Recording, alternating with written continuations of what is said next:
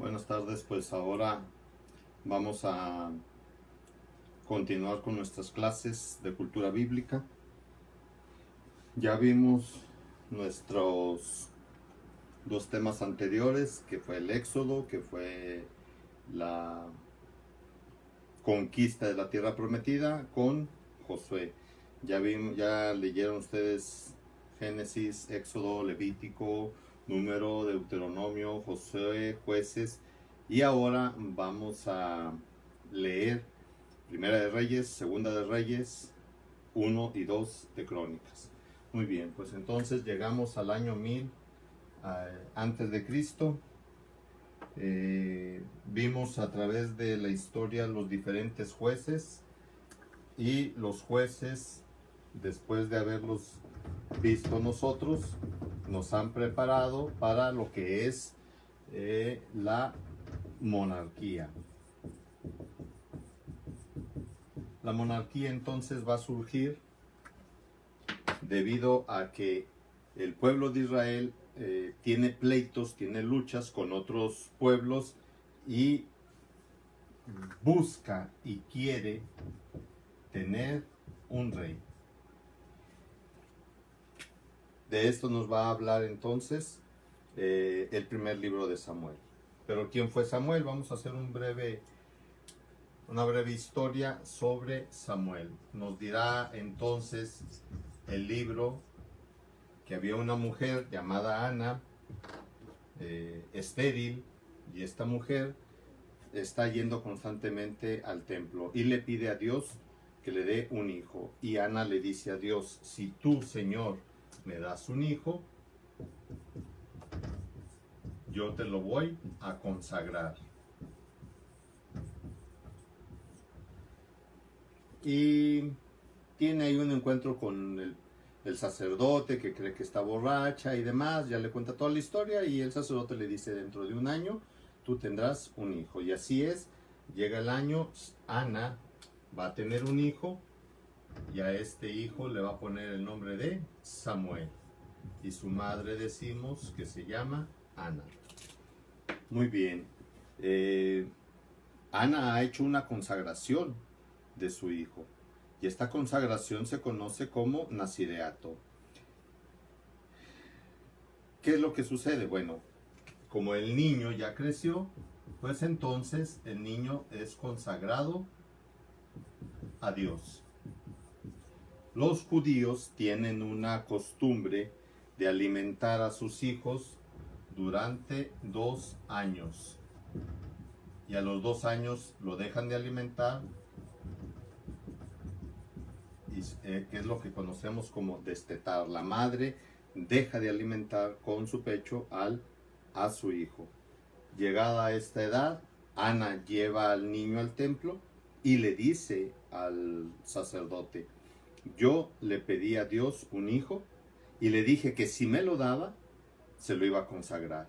Y aquí estoy cumpliendo yo mi promesa. El niño se queda desde los 2 años en el templo al cuidado de los sacerdotes. Ese niño en el futuro va a ser Samuel. Y entonces, ahora sí vamos a entrar a lo que es el libro de Samuel. Si ustedes leen el texto de Samuel, por allá del capítulo 1, ¿sí?, encontrarán toda la historia de Ana, de cómo sucedió y demás. Entonces, vamos a ver después que el pueblo, decíamos, le pide un rey. Samuel va a decir que no, pero el Señor le dice a Samuel: diles que sí, pero dales una advertencia.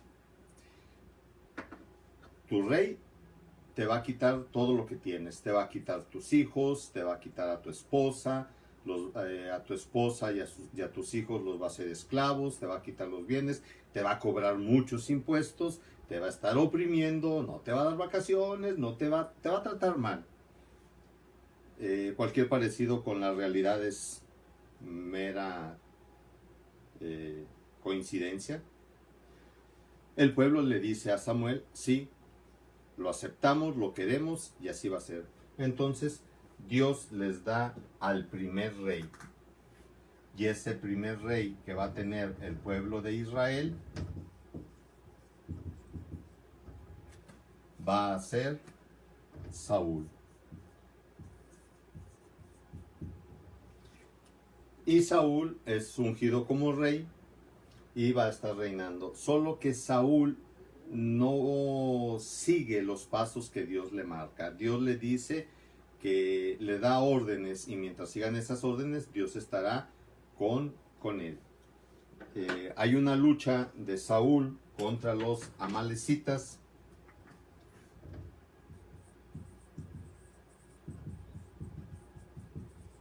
Y Dios le dice que cuando los domine tiene que matar todo, animales, gentes, es decir, nada se tiene que quedar con vida. Llegan, tienen la victoria y Saúl no mata a los animales, deja a los mejores animales. Viene Samuel y se los reprocha y Saúl le dice, espérame, es que no los dejé para mí. Mi ejército se quiso quedar con ellos y yo pues no quiero tener problemas con ellos y les dije que sí, que no había problema, pero todos esos buenos animales no me quedo yo, son para ofrecérselos a Dios. Samuel le dice, Dios no te pidió ninguna ofrenda de ese tipo, sino que los mataras. Y por eso Dios le quita su favor a Saúl y lo hace a un lado. Se arrepiente Dios de haberlo elegido como rey. Samuel está interviniendo para que Dios lo perdone, pero Dios le dice, ya no llores por Saúl. Les voy a dar un nuevo rey. Saúl sigue vivo todavía. Vamos a encontrar nosotros que Dios manda a Samuel, a la casa de Jesé.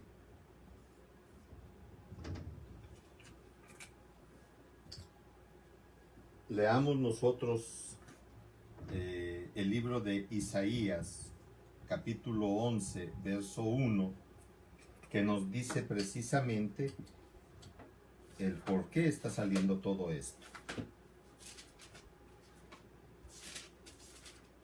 Isaías 11:1 dice lo siguiente: dará un vástago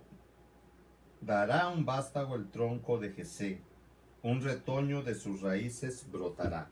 Entonces, del tronco de Jesé va a salir alguien que va a gobernar al pueblo de Israel. Dios manda a Samuel, va con Jesé y vamos a encontrarnos toda la historia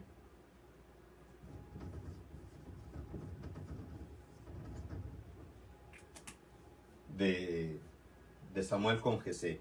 Llega Samuel y le dice Dios que de ahí va a sacar un rey.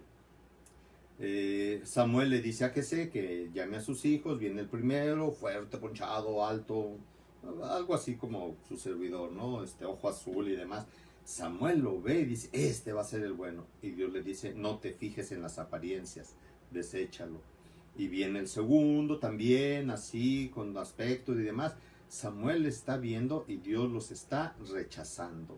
Samuel se asombra y dice, bueno, ¿qué es lo que está pasando? Si ya me estás pidiendo uno, yo los veo grandes, altos, fuertes, y no los quieres, dice Dios, yo no me fijo en las apariencias.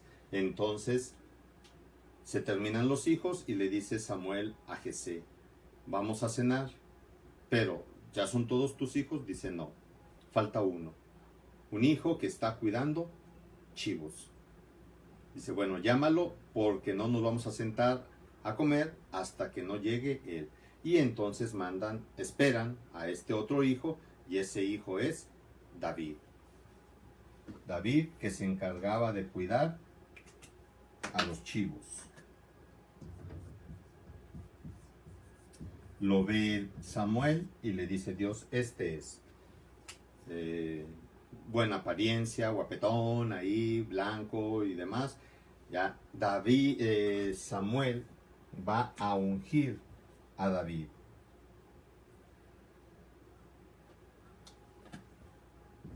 Primer libro de Samuel, capítulo 16, verso 13. ¿Qué nos dice este texto? ¿Dónde quedaron los lentes? 16:13. Tomó Samuel el cuerno de aceite y lo ungió en presencia de sus hermanos. Y a partir de entonces vino sobre David el espíritu de Yahvé. Samuel es entonces el que unge a David por primera vez. Y lo va a ungir como rey. Pero da la característica de que Saúl sigue siendo rey, aunque no tiene el favor de Dios. Saúl se ha puesto triste, se arrepiente de lo que hizo y dice, Dios me ha quitado su favor, entonces yo tengo que hacer algo. Saúl entonces, con esa tristeza, empieza a preocupar a su gente. Y la empieza a preocupar tanto que el pueblo dice, ¿y ahora qué vamos a hacer? ¿Cómo vamos a hacer que nuestro rey se alegre?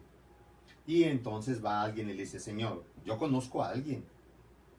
Sí, dice, sí, mira, es uno que toca, baila, salta, brinca, está medio loco, pero ahí está.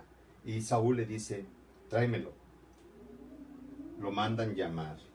Y así es como David va a llegar a la corte del rey. Digamos que David va a ser el bufón del rey. Llega David y se quedará entonces en el palacio alegrando al rey, bailando y cantando. Y dice el canto, y David bailaba y cantaba y brincaba y demás. Ese canto ustedes ya se lo saben. Muy bien. Sucede que cuando David está con Saúl, tienen una bronca con los filisteos. Los filisteos son los principales enemigos de los israelitas. Y estos filisteos, entre ellos había un gigante, que ya se acordaron ustedes, que ese gigante va a ser Goliat. Y Goliat estaba ahí gritando, hinches, los hizo argentinos a los israelitas. Che, israelitas, están bien chaparros, no sirven para nada, vengan y atrévanse. Y está amenazándolos y nadie se atrevía a hacerle frente. Y David va y le dice al rey, dame chance, rey. Y dice, no, David, pues tú vienes aquí a hacerme compañía, no pienses allá. David también se encargaba de andar ahí de vez en cuando entre la bola con los guerreros y demás. Total, en tanto insistir, el rey le da permiso a David y David agarra su onda, unas piedritas que se encontró por ahí y va y se acerca. Y Goliat lo ve y le dice, ¿creen que me va a hacer algo? Che, David, no vas a poder hacer nada conmigo. Total, empieza ahí y David agarra una piedrita, la pone en su onda, le empieza a dar vuelta y ¡fum! Se la avienta a Goliat. Y dice la escritura, le pega en la cabeza, lo desmaya, lo mata y cae Goliat. Va David, toma la misma espada de Goliat y le corta la cabeza. Y esto fue lo que hizo que David se ganara para con el pueblo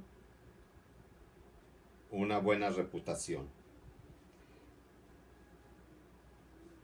Capítulo número 15, perdón, capítulo número 17 de la primera de Samuel.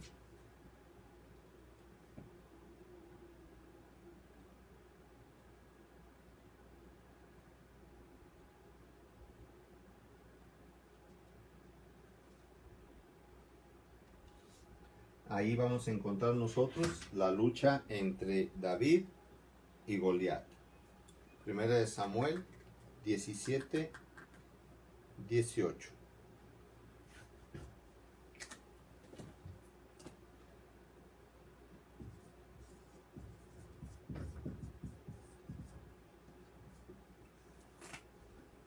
Por ahí vamos a tener nosotros todo el capítulo 17. Vamos a encontrarnos cómo está Goliat y David y todo lo demás. Vamos a encontrar entonces cómo después de matar David a Goliat, el pueblo hace un canto a David. ¿Sí? Y los israelitas cantaban. ¿Sí? Y cantaban algo que le cayó mal al rey Esaú.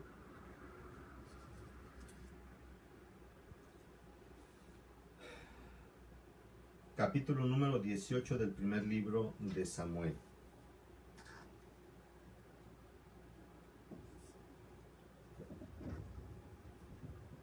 Aquí vamos a encontrar lo de Goliat.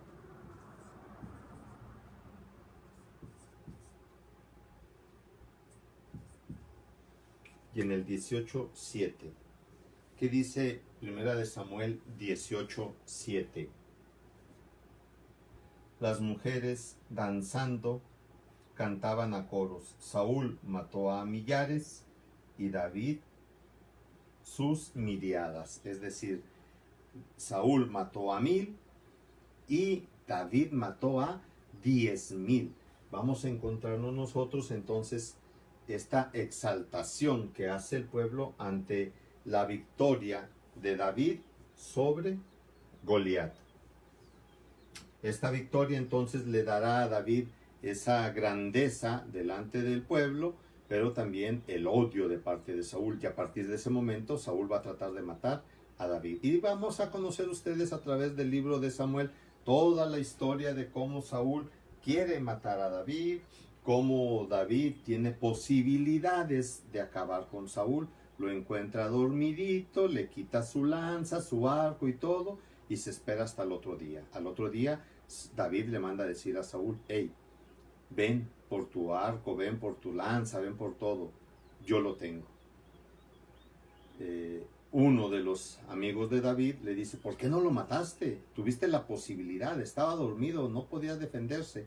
David le dice: él es mi rey y yo no lo puse Dios. Si yo mato a Saúl, voy en contra de Dios. David entonces respeta la vida de Saúl y se gana también así esa mirada y esa benevolencia de parte del Señor. Sucederá entonces que David después de estar huyendo, se reconcilia con Saúl y llegará la muerte de Saúl. Y entonces ahora necesitan otro rey. Y aquí va a venir algo interesante.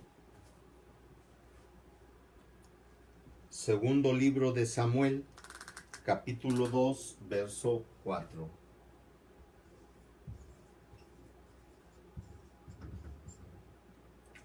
En este texto vamos a encontrarnos nosotros algo interesante. Dice el texto: llegaron los hombres de Judá y ungieron allí a David como rey de la casa de Judá. Ustedes entonces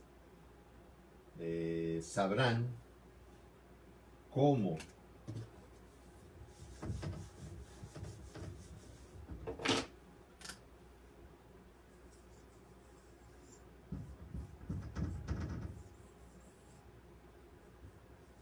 va a suceder algo interesante. David entonces está siendo ungidos de la casa de Judá.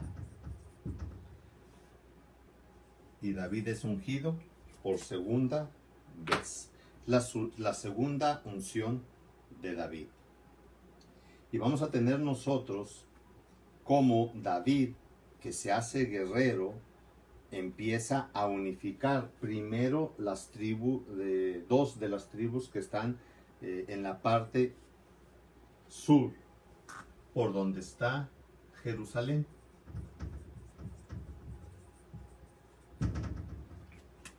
Empieza pues David a luchar y a conquistar, empieza a hablar con las tribus del norte y empieza entonces a unificar todas las tribus.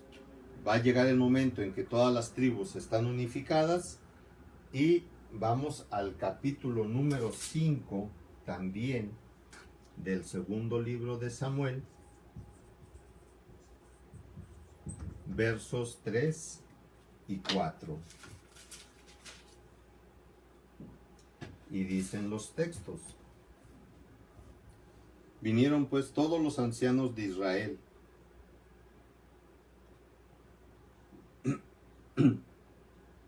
donde el rey a Hebrón. El rey David hizo un pacto con ellos en Hebrón, en presencia del Señor, y ungieron a David como rey de Israel.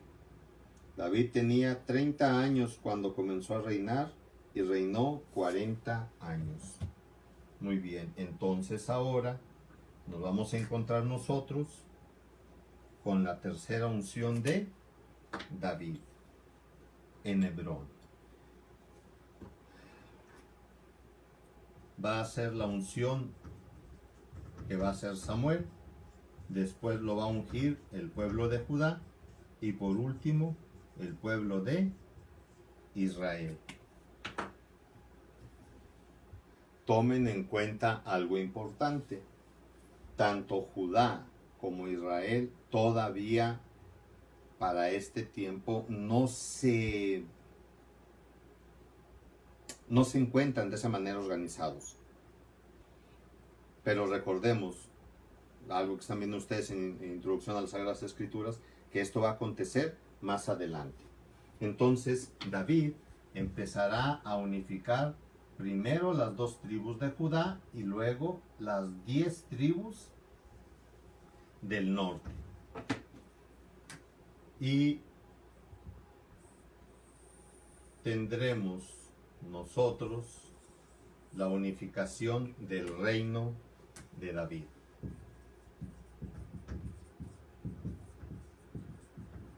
Un reino que, si nosotros lo dividimos, estaba conformado por Judá, por Israel, y llegaba hasta aquel lugar a donde más adelante, en otro semestre, cuando ustedes empiecen a ver a alguien que perseguía a los cristianos, iba camino a ese lugar y se cayó. Muchos dicen que de un caballo, pero pues nada dice de cierto. Lo que se conocerá más adelante como el reino de Damasco. Todo este territorio lo va a unificar David, y David entonces será alguien grande. Se dice que David es el prototipo de rey. Es decir, es el rey por excelencia, aquel rey que sabe gobernar, que sabe dirigir a un pueblo, que sabe y conoce qué es lo que el pueblo necesita. Pero, ahí viene el primer pero, no todo es bueno, no todo es aquí excelente para David. Hubo ahí un errorcillo que se da, un errorcillo que, si nosotros vemos, voy a borrar esta parte de aquí, si nosotros leemos el segundo libro de Samuel,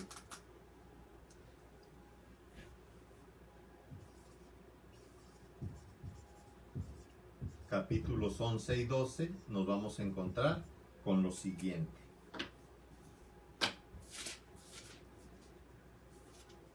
Sucederá que David se va a encontrar con una mujer.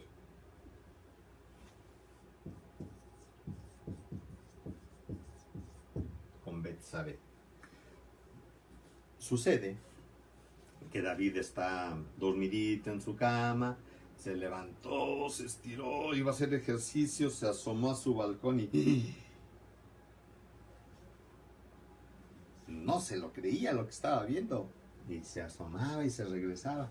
Había una mujer que se estaba bañando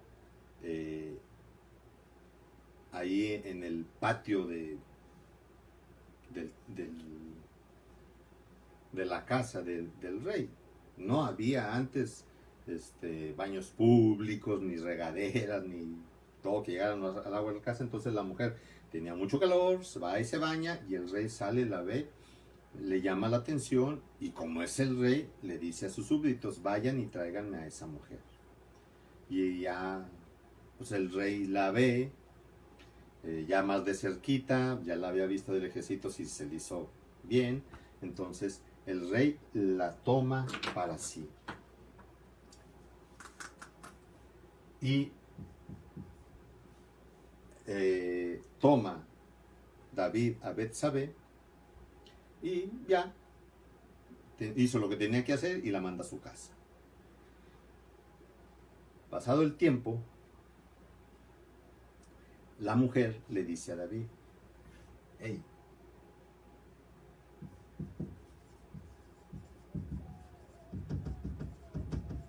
Señor, eres bueno.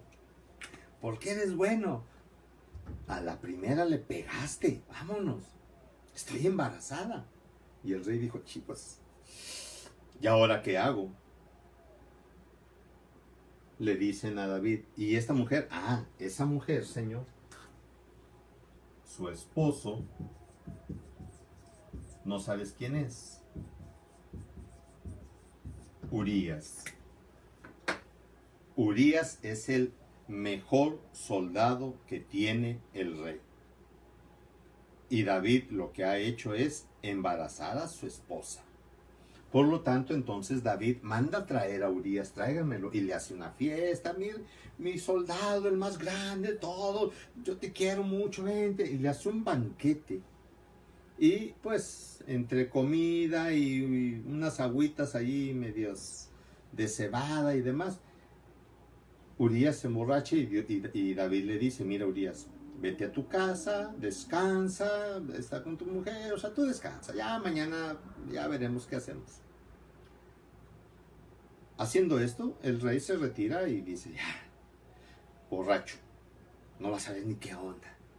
Ya si mañana se levanta, pues Urías, viniste y eres bueno. ¿Por qué? Porque le diste y quedó tu mujer embarazada.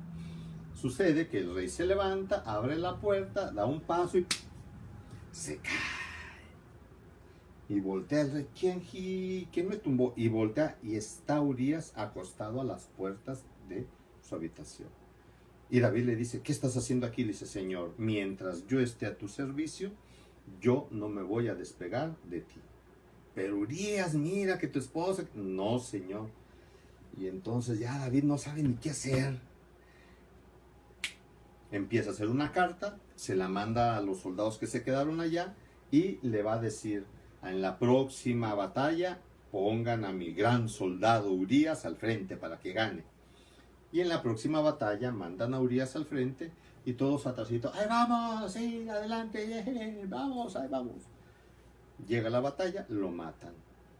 Matan a Urías. Vienen y le avisan al rey, Señor, Señor, han matado a tu mejor soldado, a Urías.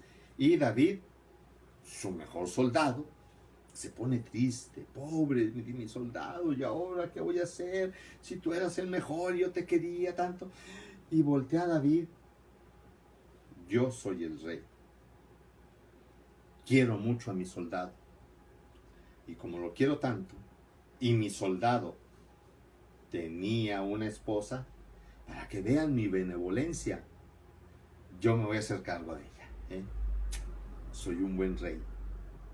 Entonces David toma a Betsabé y ahora sí dice, ya, si tienes un niño, no pasa nada, ya yo me hago cargo del bebé. y se hizo caro.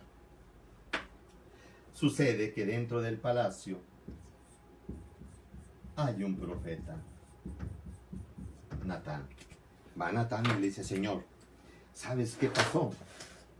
Mira, hay un señor que tiene una vaca y hay otro señor que tiene 100 vacas.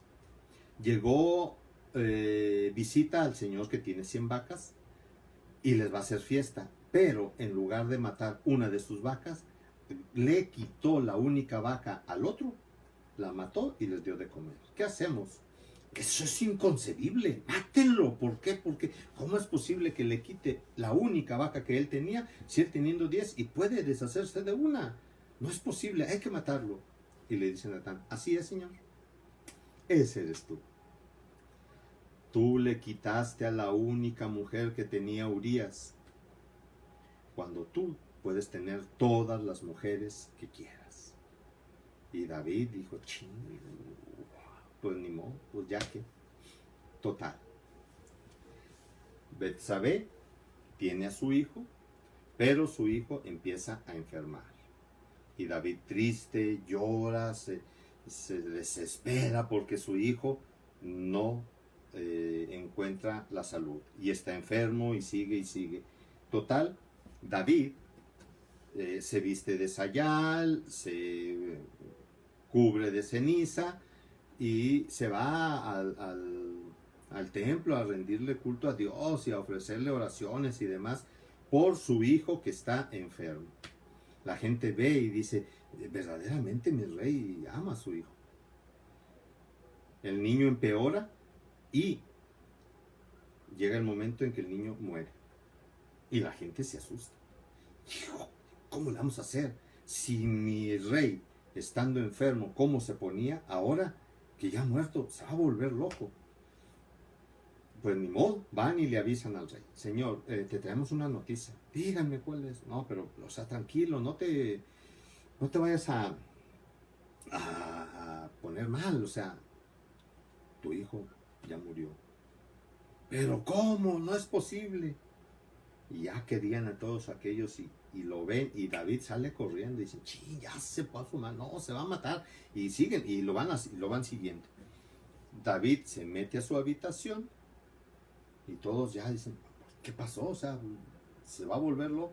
No se escucha nada. De repente sale su rey, bañado, perfumado y todo eso. Y hagamos fiesta.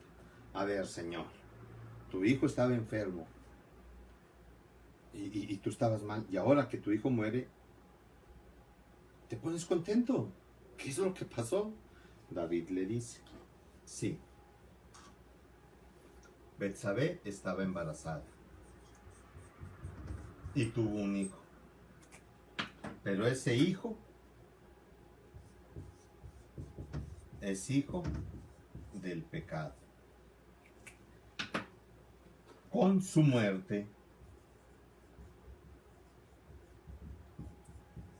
Dios lo ha quitado de mi vista. Es decir, si el niño se hubiera quedado vivo, yo siempre iba a mirar en mi hijo el pecado que cometí. Y ese mismo pecado me llevó a la muerte de Urías. Pero como ahora mi hijo ya está muerto, he visto en esa muerte el perdón de Dios. Dios me ha perdonado. Dios ha quitado el pecado de mi vista y ahora puedo estar feliz y contento. Esto que presenta aquí la Sagrada Escritura, lo mismo que vivimos nosotros cuando nos acercamos a la reconciliación. Dios, cuando conoce nuestro dolor del pecado que hemos cometido, cuando yo me arrepiento de corazón, Dios perdona mi pecado. Dios lo quita de mi vista. Y eso tengo que tenerlo yo consciente, de que Dios, cuando me perdona, olvida mi pecado cometido.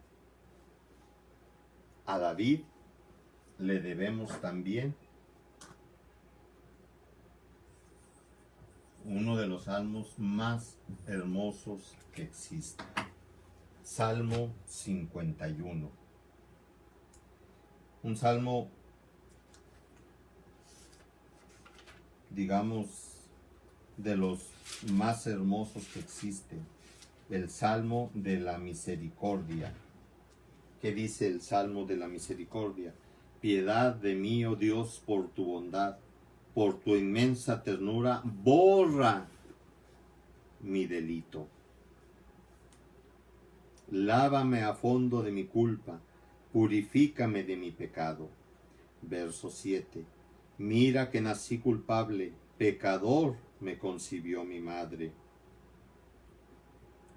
Y algo que decimos nosotros cuando hacemos el Santo Rosario, verso 17.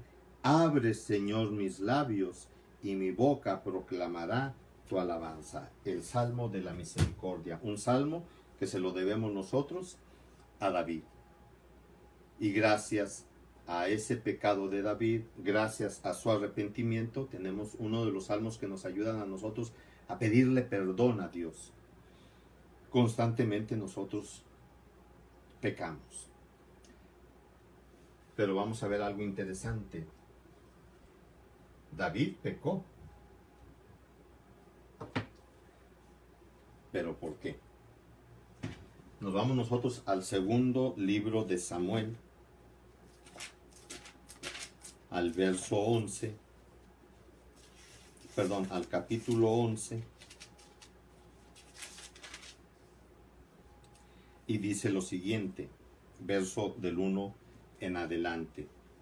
A la vuelta del año, en la época en que los reyes salen a campaña, envió David a Joab con sus veteranos y el resto de tropas israelitas. Derrotaron a los amonitas y pusieron sitio a Rabá.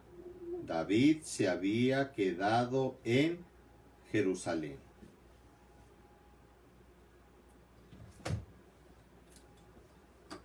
Primera de Samuel, capítulo 11, verso 1. El año en que los reyes salen a la guerra. ¿David se fue a la guerra? No.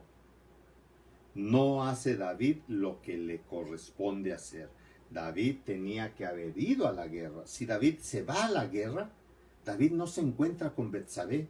David entonces no cometería pecado. David entonces no haría todo esto que hizo si David hubiera cumplido lo que tenía que hacer como rey. Él es el rey, él representaba a Dios, pero como ahora es el rey el que dirige a un pueblo y no hace lo que le corresponde de ir a la guerra, es entonces que vienen las cosas. Cuando yo no hago lo que a mí me corresponde como cristiano, me estoy alejando de Dios. Me alejo de mis obligaciones, me alejo de lo que a mí me corresponde. Y esto fue lo que hizo David. Se alejó de sus obligaciones. Si hubiera ido a la guerra, no hubiera pasado todo esto. Y hubiera seguido siendo un rey como lo es, prototipo, pero casi sin pecado. No todos